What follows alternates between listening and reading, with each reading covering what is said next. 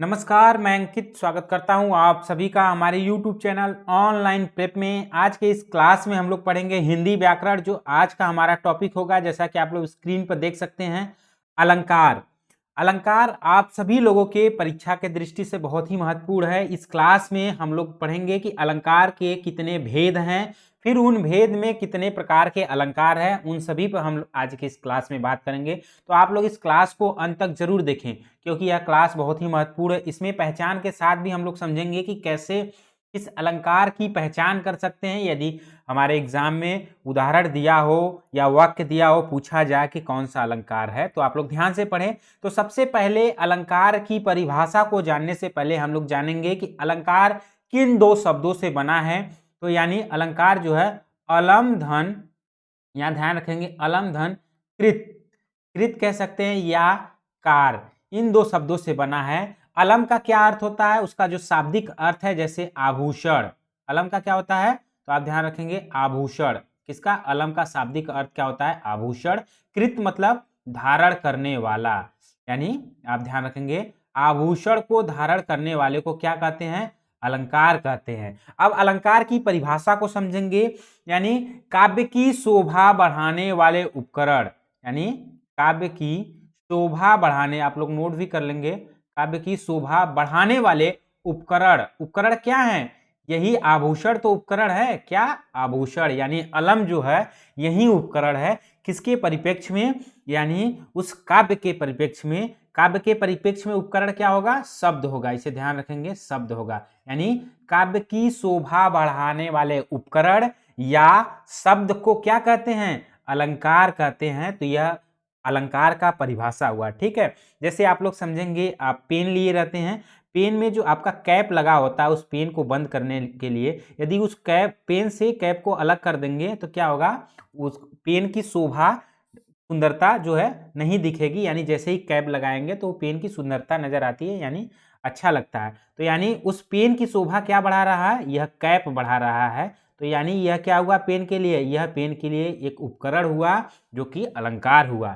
तो इसी प्रकार से काव्य यानी कविता, कविता में जो शोभा बढ़ाते हैं, क्या बढ़ाते हैं? उपकरण, यानी वह शब्द बढ़ाते हैं। तो उस शब्द को क्या कहते हैं? अलंकार कहते हैं। तो उसी को हम आज की इस क्लास में पढ़ रहे हैं। तो यह परिभाषा हुआ कि काव्य की शोभा बढ़ाने वाले उपकरण को अलंकार कहते हैं। ठीक है, जैसा कि अभी हमने अलंकार के अर्थ माने और उसके दो भागों में विभाजित करके उसके अर्थ को समझा। ठीक है, अब आगे हम देखेंगे इसके दो भेद हैं। किसके? यानी अलंकार के मुख्यतः दो भेद हैं।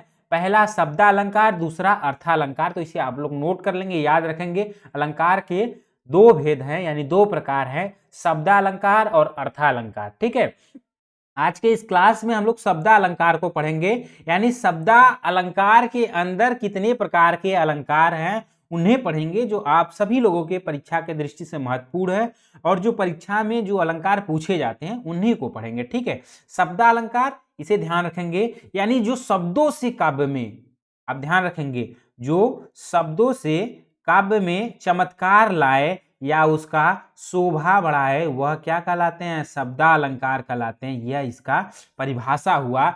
यानी वे अलंकार जो शब्दों से, यानी शब्दों के प्रयोग से उस काव्य में चमत्कार उत्पन्न करे या सुंदरता आ जाए, वह शब्दालंकार होते हैं। शब्दालंकार में हम लोग पढ़ेंगे अनुप्रास, यमक, यहां ध्यान रखेंगे यह चमक लिखा है लेकिन क्या होता है? यमक होता है। इसे आप लोग नोट कर लेंगे, यमक और श्लेष। इसके अलावा भी शब्दालंकार में और अलंकार है, लेकिन जो आप सभी लोगों के परीक्षा के दृष्टि से जिससे इंपॉर्टेंट है, जहां से प्रश्न आते हैं, उन्हीं को पढ़ेंगे, ताकि आप सभी लोगों को कोई कंफ्यूजन ना हो और समस्याएं ना हो। ठीक है, तो शब्दालंकार में कौन कौन से आप यहां ध्यान रखेंगे, जैसे अयस। अयस क्या है? यह एक आप पहचान कर सकते हैं, एक ट्रिक समझ सकते हैं कि शब्दालंकार के जो अंदर जो और अलंकार हैं, यानी शब्दालंकार में कितने अलंकार हैं, मतलब जो अलंकार के प्रकार हैं, उसे कैसे हम याद रख सकते हैं, यह ट्रिक समझ सकते हैं। अयस, अयस का मतलब अ से आपका होगा अनुप्रास अलंकार, य से होगा आपका यमक अलंकार, और स से होगा श्लेष अलंकार। ठीक है, तो आज के इस क्लास में हम लोग शब्दालंकार में पढ़ेंगे अनुप्रास अलंकार को कैसे पहचानेंगे, यमक अलंकार को पहचान कैसे करेंगे और श्लेष अलंकार की पहचान कैसे करेंगे, इसकी परिभाषा क्या होती है। ठीक है, और दूसरा क्या है, जैसा कि आप लोग देख सकते हैं अर्थालंकार, तो इसकी परिभाषा को समझ लेते हैं, फिर अर्थालंकार में जो प्रकार है अलंकार का उसे अगली क्लास में पढ़ेंगे। अर्थालंकार यानी वही हुआ कि जब शब्दालंकार कहता है कि जब शब्दों से चमत्कार हो, किसमें, काव्य में, तो अर्थालंकार कहता है कि अर्थों से, यानी काव्य में जब उसके अर्थों से काव्य में सुंदरता बढ़ जाए या काव्य में कोई चमत्कार उत्पन्न हो जाए तो वह अर्थालंकार होता है। उसमें हम लोग पढ़ेंगे उपमा को, रूपक, उत्प्रेक्षा, अतिशयोक्ति और विरोधाभास, इसको हम पढ़ेंगे। तो अर्थालंकार जो दूसरा है, यानी मुख्य दो भेद हैं, पहला शब्दार्थ, तो दूसरे को हम अगली क्लास में पढ़ेंगे। लेकिन आज की इस क्लास में शब्दालंकार के अंतर्गत जो अलंकार आते हैं उन्हें पढ़ेंगे। तो आप लोग ध्यान से इस क्लास को करें और अंत तक करें। जहां न समझ में आए आप लोग वीडियो को पॉज करिए, ध्यान से पहले सुनिए। आप लोगों को मैं बार बार बताता चलता हूं कि आप लोग पहले क्लास जो कराया जाता है आप लोग उसे ध्यान से पहले सुनिए और समझिए, फिर उसे जो है आप अपनी कॉपी में नोट करिए, फिर उसे पढ़िए, फिर आपको वो चीज़ें स्पष्ट हो जाएगी कि यह क्या पढ़ाया जा रहा है। यानी अलंकार है तो अलंकार, या उपसर्ग पढ़ाया जाए या समास, तो तब आप उसकी पहचान कर सकते हैं और उसे समझ सकते हैं। ठीक है, तो चलिए हम शुरू करते हैं। शब्दालंकार में सबसे पहले अनुप्रास अलंकार। अनुप्रास यानी जैसे कि हमने बताया शब्दालंकार का ट्रिक कैसे समझेंगे, अयस से, यानी अनुप्रास, यमक और श्लेष। तो उसमें सबसे पहले हम समझेंगे अनुप्रास। अनुप्रास अलंकार की परिभाषा क्या होती है, उसके माध्यम से हम समझ जाएंगे कि कैसे उसकी पहचान कर सकते हैं। तो चलिए हम यहाँ देखते हैं। अनुप्रास अलंकार की परिभाषा है जहां वर्णों की पुनरावृत्ति हो, यानी आप ध्यान रखेंगे वर्ण यानी अक्षर, याद ध्यान रखेंगे वर्ण यानी अक्षर, जहां वर्णों की पुनरावृत्ति यानी जो वर्ण बार बार आए, पुनरावृत्ति यानी रिपीट हो, यानी बार बार आए, उसकी वजह से उस वाक्य में, उस शब्द में चमत्कार उत्पन्न हो या उसकी सुंदरता बढ़ जाए, तो वहां क्या होता है, अनुप्रास अलंकार होता है। अनुप्रास अलंकार की परिभाषा क्या है, जहां आप ध्यान रखेंगे, जैसे एक अभी इस उदाहरण के माध्यम से समझेंगे। यहां दिया है एक उदाहरण दिया है, या एक कह सकते हैं वाक्य दिया है। इस वाक्य में जब वर्णों की आवृत्ति बार बार हो, यानी ध्यान रखेंगे इसमें दिया है कल कानन कुंडल मोर पंखा, यानी कल कानन, यानी देखेंगे कल जो शब्द है, कानन और कुंडल, इन तीनों शब्दों में क वर्णों की आवृत्ति हो रही है। क्या हो रही है,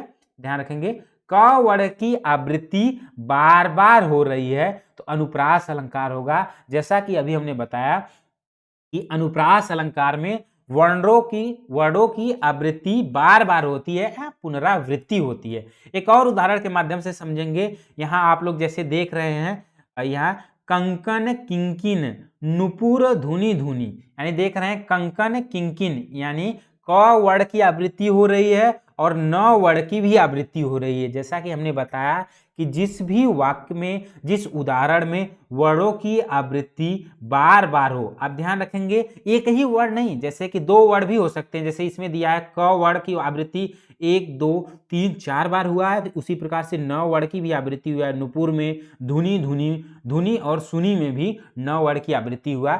यानी जिस भी वाक्य में, उदाहरण में वर्णों की आवृत्ति बार बार हो, वहां अनुप्रास अलंकार होता है। तो यही इसकी पहचान है। इसी पहचान के साथ आप अलंकार को पहचान सकते हैं यदि आपके एग्जाम में, आपके परीक्षा में यह ऐसे प्रश्न आए। एक और देख लेते हैं, जैसे चारु चंद की चंचल किरणें, यहाँ देखेंगे चारु चंद की चंचल किरणें खेल रही है जलथल में। यहाँ आप लोग देखते ही पता कर पाएंगे, जैसा कि हमने बताया, जहां वर्णों की आवृत्ति हो, यानी चारु चंद की चंचल किरणें, यानी चारु में च, चंद में भी च और चंचल में च, यानी चंचल। यहाँ देखेंगे च वर्ण की आवृत्ति कितनी बार हुई है, च वर्ण की जो आवृत्ति हुई है वह 4 बार हुई, तो इसे आप ध्यान रखेंगे। यानी फिर उसके बाद किरणें खेल रही है जलथल में, यानी खेल रही है जलथल में, ल की भी आवृत्ति 3 बार हुई है। यानी जिस वाक्य में, जिस उदाहरण में वर्णों की आवृत्ति बार बार हो, वह अनुप्रास अलंकार कहलाता है। ठीक है, तो आप लोग अनुप्रास अलंकार को समझ गए होंगे। ठीक है, जहां जो चीजें समझ में ना आए आप लोग उसे कमेंट बॉक्स में कमेंट कर सकते हैं। फिर हम जब भी इसका प्रैक्टिस सेट, अभ्यास प्रश्न कराएंगे, उसमें और अच्छे से समझाने का प्रयास करते हैं और करेंगे भी। ठीक है, आगे हम लोग पढ़ेंगे यमक अलंकार। यमक अलंकार की पहचान कैसे करेंगे, उसकी परिभाषा को समझते हैं। परिभाषा को समझ के फिर पहचान उदाहरण के माध्यम से समझेंगे। यानी जब एक ही शब्द दो या दो से अधिक बार आए, आप ध्यान रखेंगे इसमें कहता है कि एक शब्द किसी उदाहरण में या वाक्य में एक शब्द जो है दो या दो से अधिक बार आए लेकिन उसके अर्थ अलग अलग हो यानी भिन्न हो, तो वहां सदैव यमक अलंकार होता है। जैसे एक सामान्य सा एक महत्वपूर्ण उदाहरण है, जैसे कि बार बार आप सभी लोगों को बताते चलते हैं, कनक कनकते 100 गुनी माधकता अधिकाय। यानी यह काफी महत्वपूर्ण उदाहरण है, आप लोग इसे याद भी रखेंगे कि कनक कनकते जब भी पूछा जाए वह यमक अलंकार होता है। कैसे? हमने अभी बताया परिभाषा में कि जब एक शब्द यानी एक, यहां ध्यान रखेंगे किसी वाक्य में जब एक शब्द दो या दो से अधिक बार आए, या उदाहरण में एक शब्द यानी कनक क्या है, कनक एक शब्द है, वह दो बार प्रयोग हुआ इस वाक्य में या इस उदाहरण में, लेकिन उसके अर्थ दोनों अलग अलग होते हैं। देखेंगे यहाँ एक कनक का अर्थ होता है सोना और दूसरे कनक का अर्थ क्या होता है, धतूरा।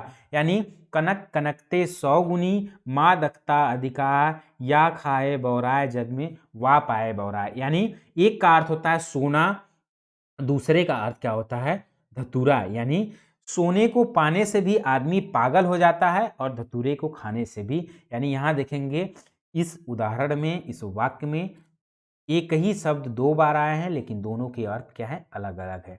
ठीक है, आगे एक और उदाहरण देखते हैं, ये भी काफी महत्वपूर्ण है। इसमें आप देखेंगे इसमें बहुत उदाहरण है लेकिन जो महत्वपूर्ण है उस पर हम बताते चलते हैं, बाकी आपको इसका PDF मिल जाएगा, तो वहां से आप और उदाहरण को पढ़ सकते हैं, याद भी रखेंगे। ध्यान रखेंगे जो कुछ महत्वपूर्ण उदाहरण बताया जाता है इंपॉर्टेंट, उसे आप लोग याद रखेंगे, आप लोग उसका प्रयोग भी करते रहेंगे। कभी भी पूछा भी, कोई आपसे पूछ ले यमक अलंकार का कोई उदाहरण बताइए, तो आप लोग उदाहरण बता सके। ठीक है, जैसे यमक अलंकार में काली घटा का घमंड घटा, यानी यहां देखेंगे काली घटा का घमंड घटा, यानी यहां दो बार घटा शब्द प्रयोग हुआ है। यमक अलंकार में क्या था, यमक अलंकार में वर्ण की आवृत्ति हो रही थी, लेकिन अनुप्रास अलंकार में वर्ण की आवृत्ति हो रही थी, लेकिन यहाँ यमक अलंकार में क्या हो रहा है, शब्द की आवृत्ति हो रही। तो इस चीज पे आप ध्यान रखेंगे। जो अनुप्रास अलंकार था उसमें एक वर्ण की यानी एक अक्षर की जो है आवृत्ति हो रही थी, लेकिन यहाँ यमक अलंकार में शब्द की आवृत्ति हो रही। जैसे काली घटा का घमंड घटा, एक घटा यानी काली घटा, यानी काली घटा यानी काली बादलों का, यानी एक घटा का अर्थ क्या हुआ, बादल। ठीक है, दूसरे का क्या हुआ, कम होना, यानी काली घटा का घमंड घटा यानी काले बादलों का घमंड कम हो गया, इसे ध्यान रखेंगे। यानी दोनों घटा जो है शब्द तो एक ही है, ठीक है, लेकिन वो दो बार प्रयोग हुए तो दोनों का अर्थ अलग अलग होगा। किस परिप्रेक्ष्य में होगा, पहले घटा का जो होगा वह बादल के लिए होगा, दूसरे का यानी कम होना यानी उसका। ठीक है, इस तरह से आप लोग समझेंगे। एक और उदाहरण आप देख लीजिए, माला फेरत जुग गया फिरा न मन का फेर, करका मन का डारी दे मन का फेर। यानी यह कबीरदास की महत्वपूर्ण पंक्ति है, इसे भी ध्यान रखेंगे।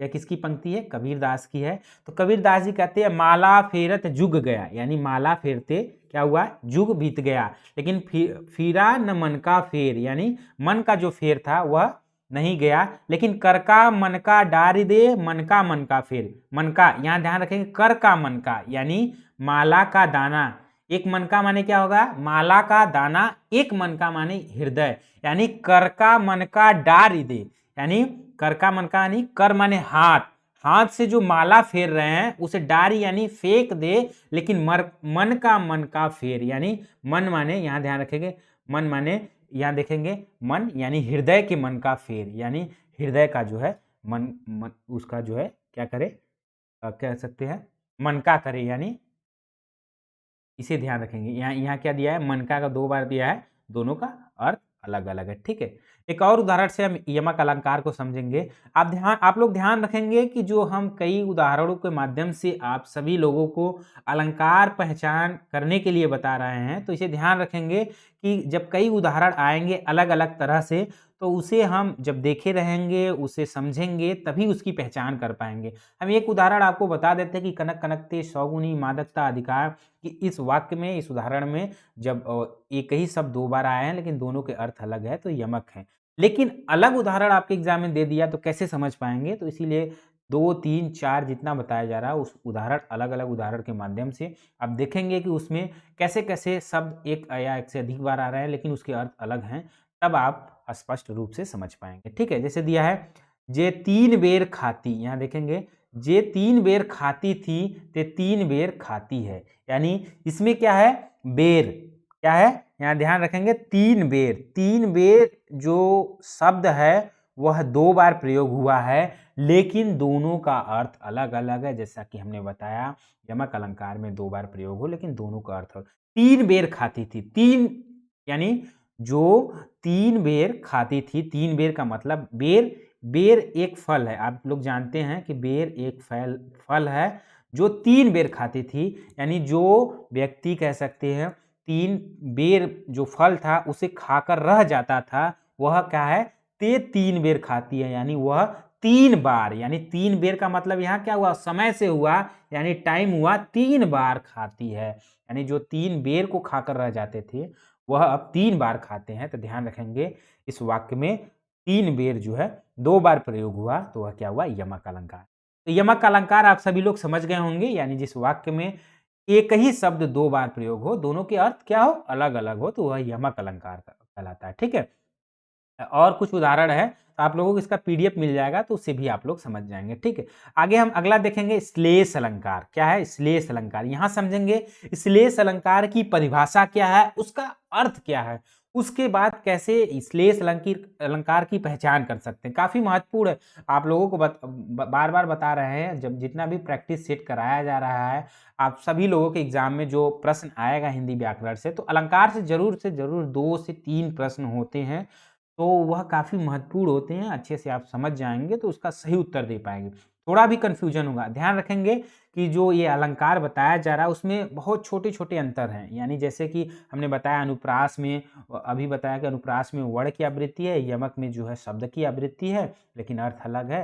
अब श्लेष हम पढ़ेंगे कि श्लेष में क्या अंतर है। ठीक है, जैसे श्लेष का अर्थ होता है चिपकना, यानी चिपकना, यानी श्लेष का सीधा सीधा अर्थ है चिपकना, यानी जहां एक शब्द एक ही बार प्रयोग हुआ हो लेकिन उसके अर्थ वहां कह सकते हैं अलग अलग के परिप्रेक्ष्य में, यानी होने पर भी वह अर्थ दे, श्लेष अलंकार कहलाता है। जैसे एक उदाहरण समझते हैं कि सुबरन को ढूंढत फिरत कवि व्यभिचारी चोर, यानी यहां ध्यान रखेंगे श्लेष अलंकार क्या कहता है कि एक ही शब्द में कई अर्थ चिपके होते हैं। जैसे इस शब्द में क्या है, यहां ध्यान रखेंगे सुबरन, क्या दिया है, यहां हम आप लोगों को लिख देते हैं सुबरन, सुबरन क्या है, यह श्लेष हुआ, कैसे, यानी श्लेष अलंकार कहता है कि एक ही शब्द में चिपका हुआ हो, कई अर्थ चिपका हुआ, क्या कई अर्थ चिपका हुआ हो, वह क्या कहलाता है, श्लेष अलंकार कहलाता है। कैसे, अब इसको हम समझेंगे।